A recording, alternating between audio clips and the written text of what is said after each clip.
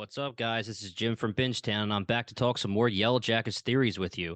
As always, here's your spoiler warning for Yellowjackets Season 2, so please make sure you're caught up before watching this video, and please hit that subscribe button so you can stay up to date on all of our theory videos, and let me know in the comments if there are any theories you want me to make a video about. But anyway, Episode 6 finally aired this week after a week off, and one of our big theories was either validated or debunked, depending on what side of the theory fence you're on. Shauna's baby did not get eaten, which I personally never thought was going to happen, but he also did not survive the birth. It was a devastating episode, and Sophie Nelisse better be nominated for an Emmy for that performance. But anyway, back to the theory talk. Today, I want to break down a theory that I have seen floating around that I think has some legs, and I'm also going to add my own twist to it. This theory may be a little polarizing for the fandom, so get ready. And the theory is that there are multiple Antler Queens throughout the Yellowjackets' time in the wilderness.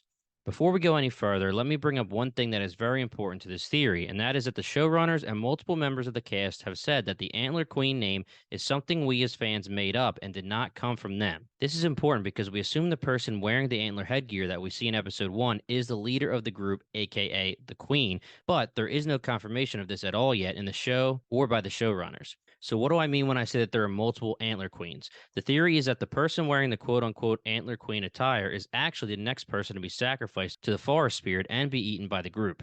Let me reword that statement. The person who has been chosen to be the next sacrifice. More on the chosen aspect later. This is a very intriguing theory to me because, like I said, there is pretty much no evidence at all that the person the fandom calls the Antler Queen is any kind of queen or leader. We took the badass name we gave that character and ran with it from the moment episode 1 aired, and it has taken a life of its own. The most common theory as to who the Antler Queen is Lottie. Whether she is possessed by the spirit of the forest or just became fully entranced by the cult she's beginning to create, most people think that it is her under the veil. And actually, even with this theory, I do agree. If you think back to the very beginning up until this point in the story, anytime some sort of sacrifice was made in the wilderness, something has happened as a result. The sacrifice could be as little as blood or as tragic as death. Lottie has repeatedly cut herself to offer her own blood to the wilderness, offered a bare heart, and something that we haven't discussed much before is that even though Lottie didn't make a blood sacrifice before Jackie got slow roasted by the forest, Nat did cut herself to fake Javi's death, which could have been interpreted as an offering of blood to the forest spirit. We also know that when Lottie gave Shauna the blanket for the baby with the symbol on it, Shauna's nose bled directly onto the symbol and immediately dead birds dropped from the sky to feed them all. And lastly, present day Lottie cut herself and offered her own blood once again and said, "Please let this be enough this time," indicating that she believes sacrifices definitely matter when it comes to the forest spirit. And by the way, how do we know for sure that Lottie didn't somehow offer this baby to the spirit of the forest? She gave Shauna a blanket with a symbol on it. Shauna bled directly onto the symbol, and we know that Lottie spoke to the baby while he was in the womb.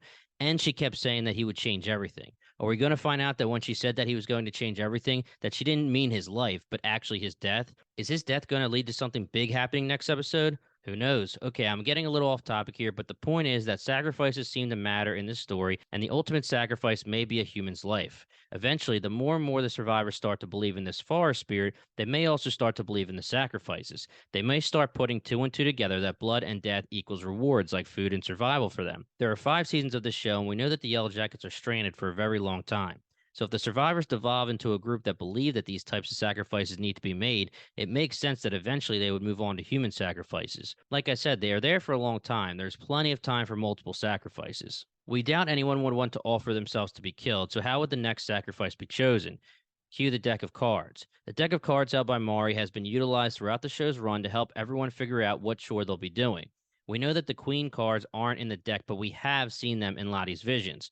What if the queen card is a sacrifice card? When it's time to pick a sacrifice, the group picks a card until the queen with the ominous 2 X's through her eyes is chosen. Whoever picks the queen is our new Antler Queen. You may be saying, yeah, but you literally just said the queen cards are not in the deck. Well, if you watched episodes with subtitles, you'll notice the faintest whisper of a conversation that occurs in the background, where Akila says to Javi, "Where did you get this queen card from?" So the queen card has been brought into the story already. The queen card is drawn, the sacrifice is chosen, and the person is ritualistically pampered or worshipped for a time before the sacrifice is made. During that time and ritual, the person would wear the veil and the antler headdress. Now, fast forward to the future when Pit Girl dies and she's bled out and eaten. This would not be the first time they sacrifice someone. It would be just one of many. The person under the veil is the next sacrifice that is at the time being worshipped as the next sacrifice. The veil and the outfit also seem to have human locks of hair, which could be from the prior sacrifices. So, according to the theory, Pit Girl would have been previously dressed in the veil and headdress while the previous person was sacrificed. I believe that the person under the veil in the scene that we see in episode 1 is actually Lottie, but not as a leader, but as a chosen sacrifice. Was Lottie chosen for sacrifice, but then somehow they were rescued before she could be sacrificed?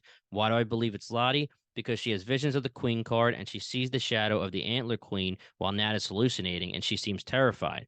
Sure, she could just be terrified of the forest spirit, or she could be terrified because she knows she was meant to be sacrificed to the forest spirit and it wants her life. What do you guys think? Does this seem plausible to you, or do you actually think it's going to be a leader under the veil? Let me know in the comments. I'll be back later in the week with another theory, so please hit that subscribe button to stay up to date on all of our latest posts. Until next time.